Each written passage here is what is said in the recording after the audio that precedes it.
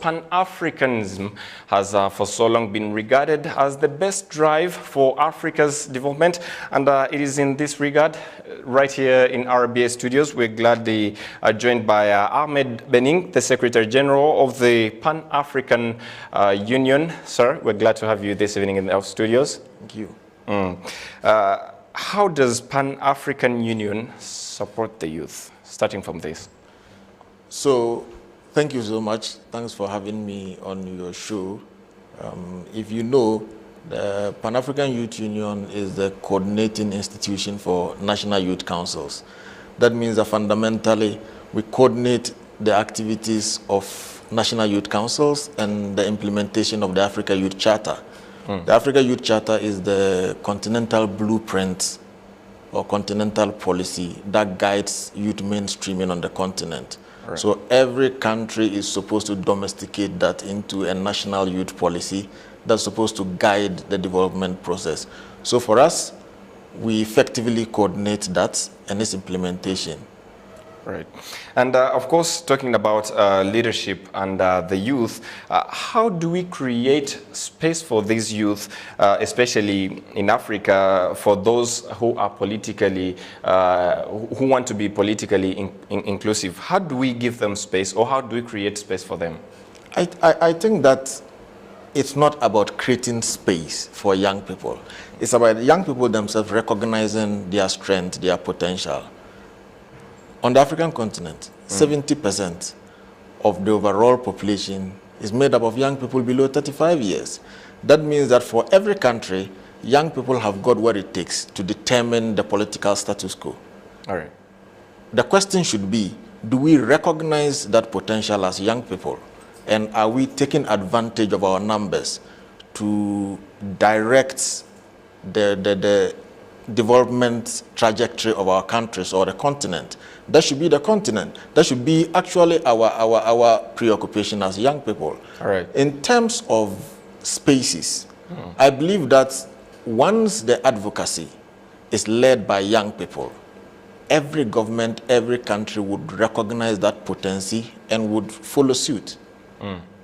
And absolutely, you just mentioned about the numbers. As we talk right now, Africa has the youngest population in the world, with more than 400 million young people aged between 15 to 35. And of course, with the Agenda 2063 in mind, what role can they play in the flagship programs of this Agenda 2063? Often I have said that as young people, we cannot wait to be given an opportunity to be involved in the development processes of this continent or in our respective countries. The Agenda 2063 is a 50-year blueprint. Those leading the continent now may not be alive in 50 years. That means that as young people, we have a responsibility of taking the development of this continent as a responsibility. Right. Now, that means that as young people, if we want to create an integrated, prosperous, and secured continent, right, our role should be taking leadership roles in agriculture, in IT, in entrepreneurship, ensuring that our governments do not mortgage the natural resources of this continent to the Chinese, to the Europeans, and to the Americans, but ensuring that they scale up policy that will ensure that all the natural resources that we have on this continent is appropriated to our collective benefit. All right. That means that we must start by taking advantage over the manufacturing and processing sectors of this continent. Right. I have always raised this issue about land policy on the continent, because the next big thing on this continent is agriculture.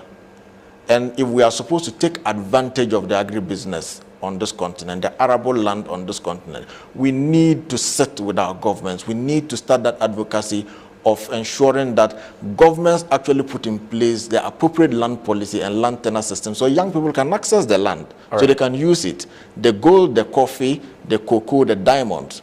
We as young people must begin to bring our sense of ingenuity on how to transform these into finished products, either than mortgaging and signing off concessions to companies that are non-African and they move their raw material outside the continent.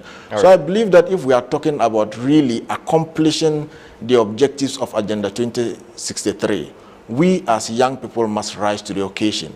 We must hold our governments across the continent to make sure that the resources of this continent is used judiciously, and that includes how conscientized we are as young people. All right. And I believe that once we proceed on this trajectory, this continent will be prosperous. Absolutely, sir. But we're talking about what needs to be done by the African youth, but where do we still lag behind? Where is the gap? I think that the fundamentally, the gap is the kind of mentality that we have. If you meet 100 young people on the streets of Kigali or the streets of Lagos or Accra, they believe that progress and success is in Europe and in America. They don't recognize the real value of the wealth that we have on the African continent. Reality is that in the Europe and the Americas, for them to live the kind of life that they have right now, they need to depend on the natural resources of this continent. So the way to move this continent is to ensure that we sit back in this continent, ensure that we bring our sense of ingenuity to harness the productive resources of this continent. And I just said, the productive resources of this continent, the land is one, the mineral resources, the mineral wealth of this continent is another. So young people should not necessarily focus attention on just politics. Because when we talk about leadership and development, young people assume that you must be the president of a country or you must be a member of parliament to be in charge.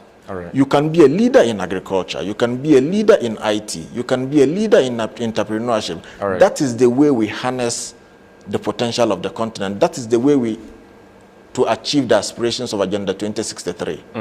And so as you're talking about this, about the opportunities the youth have to explore, the African Continental Free Trade Area agreements, among others, have been signed and is now into action. But how best should the youth deal with the challenges available, of course, in exploring the opportunities available for the African continent? So the bigger challenge of Africa Continental Free Trade really is not about the document that's been signed. It's about the commitment of our governments to operationalizing that.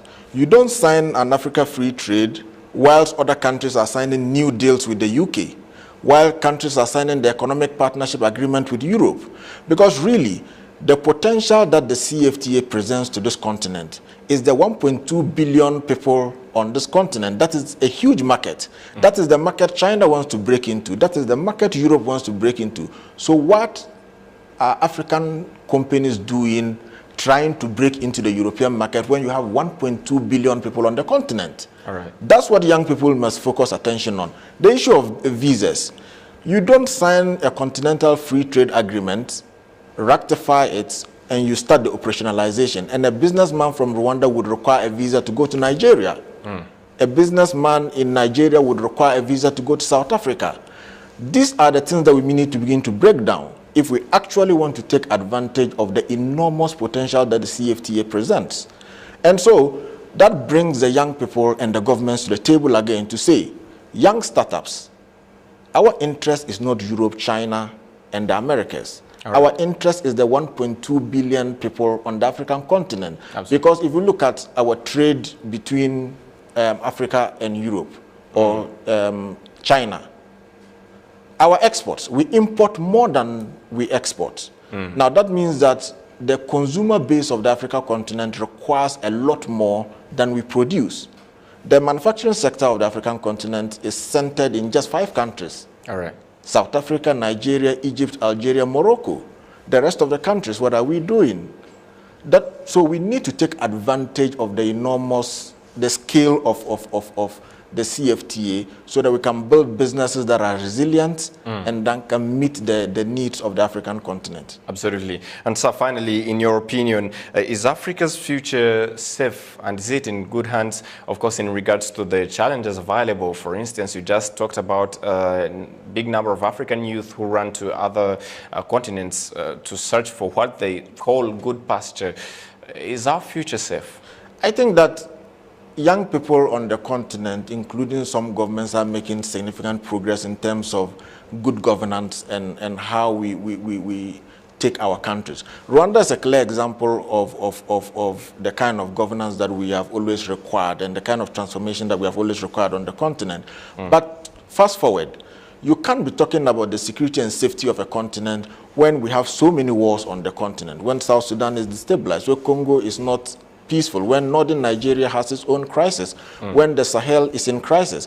Of course, if poverty in majority of African countries continue to linger on, and young people do not see any hope in terms of the policy mechanisms of government to create safe spaces within the economic sector for them, of course, the dejection would exist. But I'm confident that the new African young person is beginning to realize that you go to Europe, there's nothing to do there. The real deal is Africa. You go to America, there's nothing to do there. So for those that have had an opportunity to travel to Europe and to the Americas, they know that it is easier to make life. It is easier to build a business on the African continent than going to Europe and the Americas. And I'm confident that once we begin to change our mindsets, we begin to hold our government and systems accountable, and we begin to advocate for the scaling up of policy, be it youth policy, economic policy, this continent will be a place to live, and I'm confident that we would achieve an integrated, prosperous Africa. Thank you very much, sir, for your time. Thank you for having me.